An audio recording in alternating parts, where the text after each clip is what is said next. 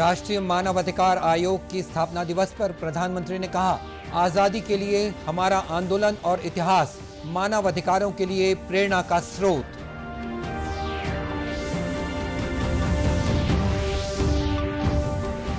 देश में 2 से 18 साल के बच्चों को कोविड टीका लगाने को मिली मंजूरी।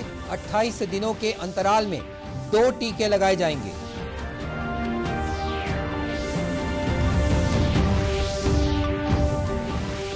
छत्तीसगढ़ उच्च न्यायालय के नवनियुक्त मुख्य न्यायाधीश अरूप कुमार गोस्वामी को राज्यपाल ने दिलाई पद और गोपनीयता की शपथ।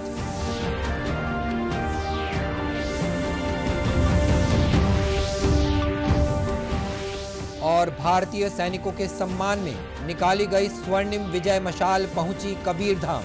चिल्फी में हुआ भव्य स्वागत।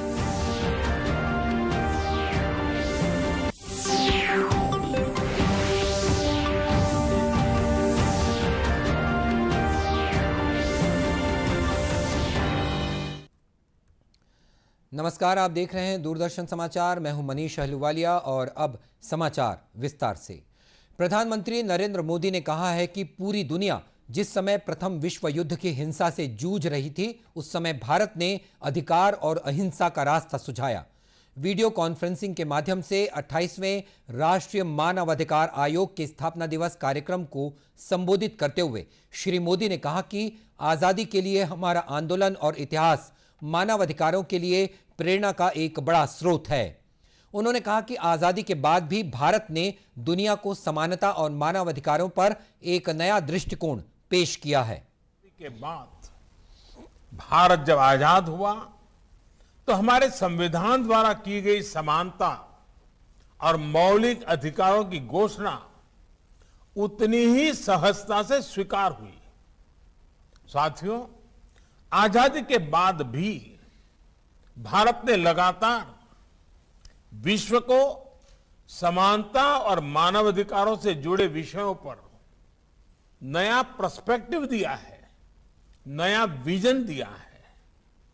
बीते दशकों में ऐसे कितने ही अवसर विश्व के सामने आए हैं जब दुनिया भ्रमित हुई है, भटकी है, लेकिन भारत मानव अधिकारों के प्रति हमेशा प्रतिबद्ध रहा है, संवेदनशील रहा है। तमाम चुनौतियों के बाद भी हमारी ये आस्था हमें आश्वस्त करती है कि भारत मानव अधिकारों को सर्वोपरि रखते हुए एक आदर्श समाज के निर्माण का कार्य इसी तरह करता रहेगा। प्रधानमंत्री ने कहा कि सरकार समाज में हाशिए पर रह रहे लोगों के लिए सुविधाएं, बुनियादी जरूरतें और बेहतर आजीविका मुहैया करा रही है। उन्होंने कहा कि सरकार ने बिना किसी भेदभाव के समाज के प्रत्येक व्यक्ति की जरूरतों को ध्यान में रखते हुए सभी सुधारों और कार्यक्रमों की रूपरेखा तैयार की है। श्री मोदी ने यह भी उल्लेख किया कि गरीबों को न केवल बुनियादी सुविधाएं उपलब्ध कराई जा रही हैं, बल्कि उन्हें अनेक अवसर उपलब्ध कराकर उनकी गरिमा को बहाल किया जा रहा है और उन्हें सशक्त बनाया जा रहा है। लंबे इंतजार के बाद आखिरकार देश में बच्चों के लिए कोरोना वैक्सीन को मंजूरी दे दी गई है। डीजीसीआई ने 2 से 18 साल के बच्चों को टीका लगाने की मंजूरी दी है। इसके मुताबिक 28 दिनों के अंतराल पर बच्चों को कोरोना वैक्सीन के 2 टीके लगाए जाएंगे। इसके लिए भारत बायोटेक कंपनी की वैक्सीन को मंजूरी दी गई है, जिसने कोवैक्सीन का निर्माण किया है। उधर राष्ट्रव्यापी टीकाकरण अभियान के तहत देश में अब तक 95 करोड़ 89 लाख से अधिक कोविड रोधी टीके लगाए जा चुके हैं।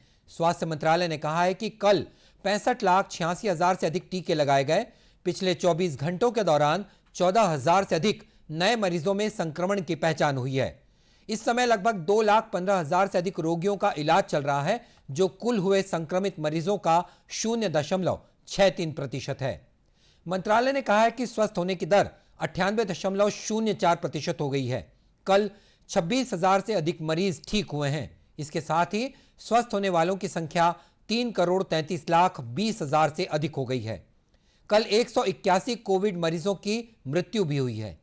इन्हें मिलाकर अब तक लगभग 4,51,000 मरीज इस बीमारी से पीड़ित हो चुके हैं।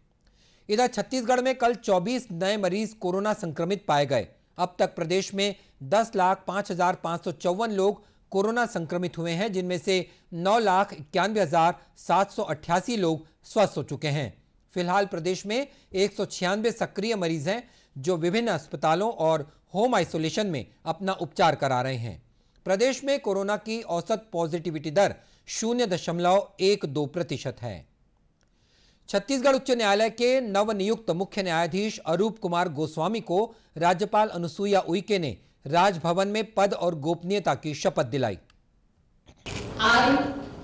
I perform the duties of my office without fear of error, affection or ill will, and that I will uphold the Constitution and the laws.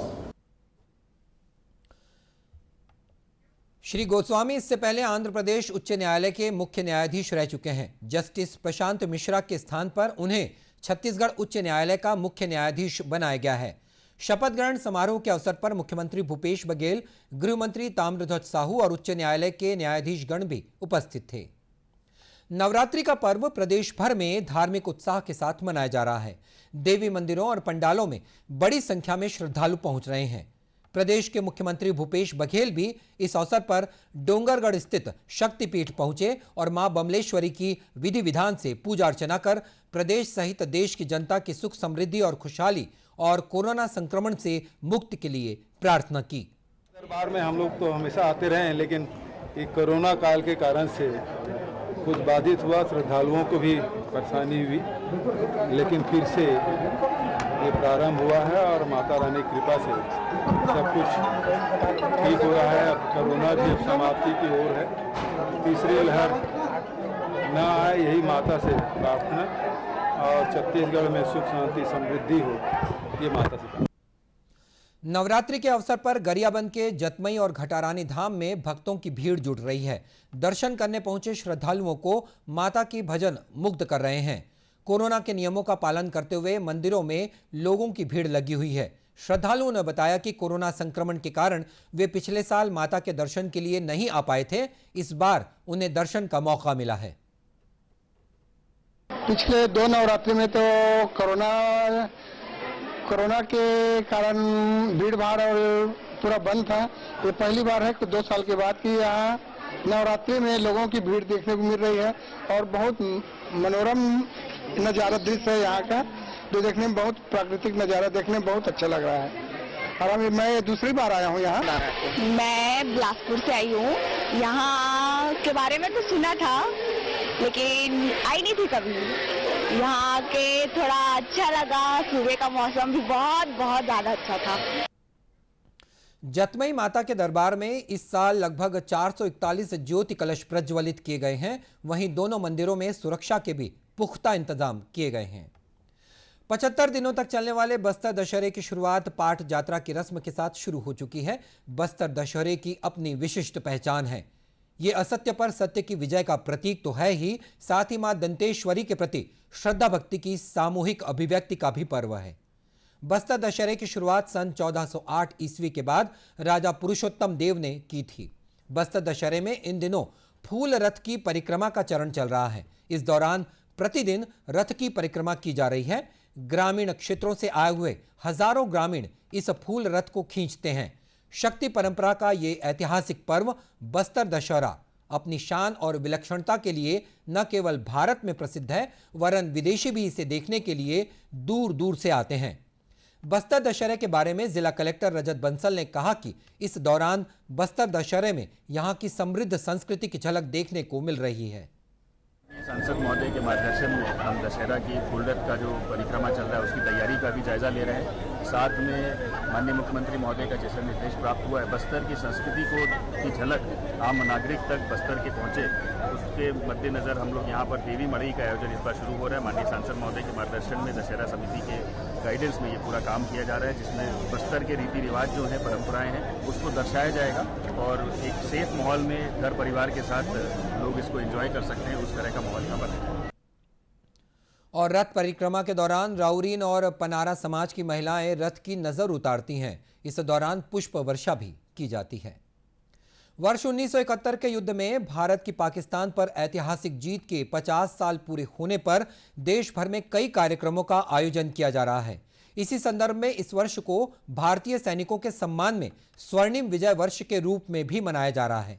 भारतीय सेनाओं की इस विजय की स्मृति में भारत के दक्षिणी राज्यों की यात्रा के बाद यह स्वर्णिम विजय मशाल आज से 19 अक्टूबर तक छत्तीसगढ़ में रहेगी। ये मशाल आज कवर्धा पहुंची, जहां चिल्फी में भव्य स्वागत किया गया।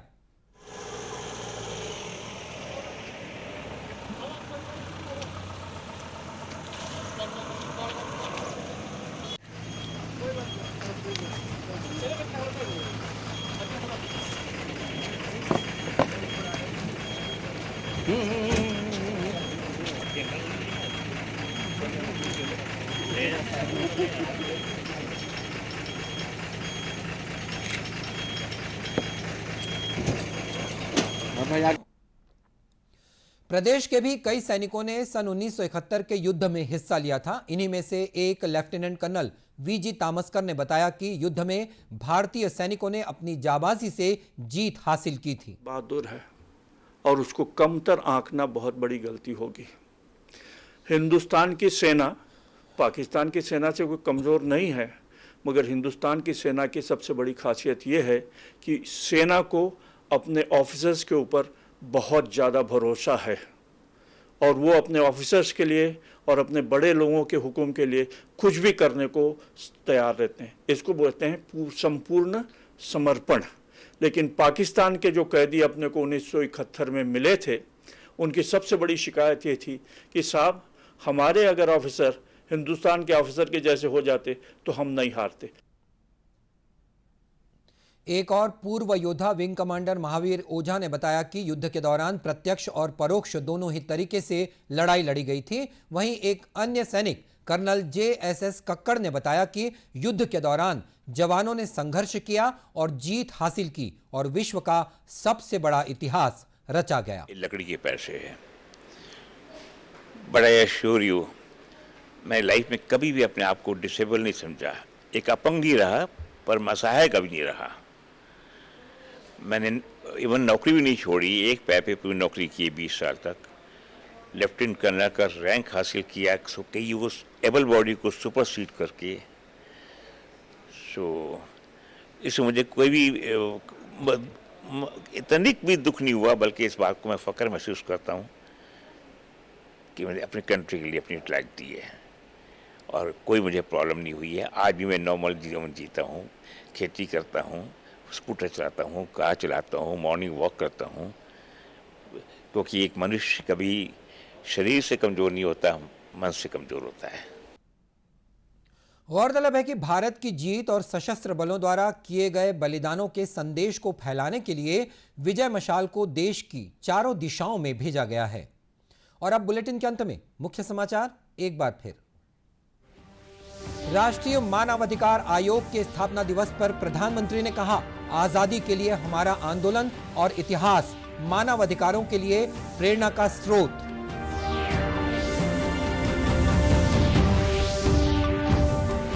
देश में 2 से 18 साल के बच्चों को कोविड टीका लगाने को मिली मंजूरी। 28 दिनों के अंतराल में 2 टीके लगाए जाएंगे।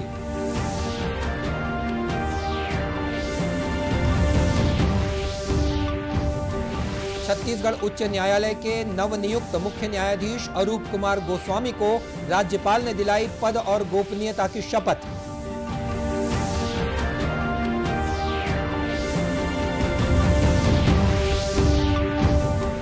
और भारतीय सैनिकों के सम्मान में निकाली गई स्वर्णिम विजय मशाल पहुंची कबीरधाम। चिल्फी में हुआ भव्य स्वागत।